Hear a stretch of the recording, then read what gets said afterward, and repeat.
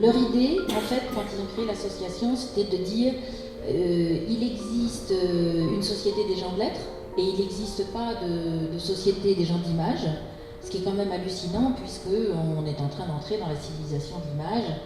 Il faudrait quand même bien qu'il y ait un lieu de réflexion et qui irradie et qui fédère un peu les différentes actions qui peuvent se faire pour valoriser le travail des photographes.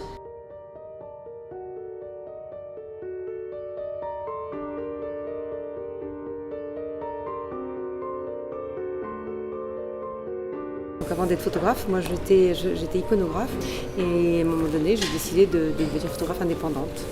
L'exposition Sacha, en fait cette série elle est venue après, là on parlait du prix Niepce ce soir, j'ai eu le prix Niepce en 2004 et notamment avec une série qui s'appelait Artek, qui était sur l'histoire d'une colonie de vacances, d'un camp de vacances, le plus grand camp de pionniers de l'Union soviétique.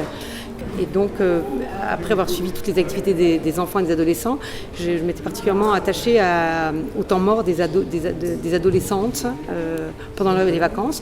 Et donc, voilà, j'ai fait ce projet. Et après, j'ai fait beaucoup d'autres choses, et notamment des travaux sur les fêtes des rites de passage d'adolescentes, aussi bien dans différents pays, hein, la Russie, les États-Unis, Cuba, des fêtes comme les Sweet 16, les quinceañeras, enfin les fêtes de passage, quand les reines d'un jour.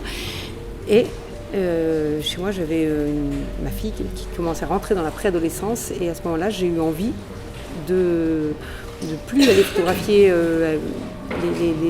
les rites d'un jour, mais l'inverse, c'est-à-dire de photographier le passage de l'adolescence de façon beaucoup plus secrète, c'est-à-dire sans rien de précis, c'est-à-dire juste le passage de l'adolescence, la transition, la mue finalement, comme une mue un peu de ce passage de 13 ans à 15 ans chez une adolescente. Donc, j'ai l'impression que c'est un travail que j'ai fait. J'ai pris ma fille comme modèle, mais c'était pour présenter ma propre adolescence. C'est-à-dire que, et donc,